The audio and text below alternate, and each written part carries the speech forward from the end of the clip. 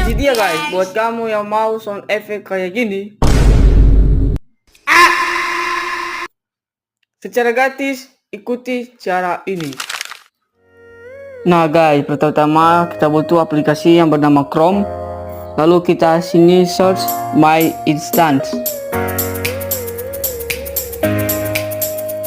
Lalu kita klik yang paling atas ya guys ya. Nah di sini banyak sekali sound effect yang trending di Indonesia ya guys ya. Contohnya seperti ini dan ini. Dan masih banyak lagi sound effect yang trending di Indonesia ya guys ya. Cara download tinggal diklik aja, lalu klik download FPV dan klik download lagi guys ya. Nah di sini downloadnya sudah selesai dan sound effectnya pun sudah selesai untuk digunakan. Semoga bermanfaat ya guys ya. Sesimpel itu bukan? Follow for motive. Kerja bagus.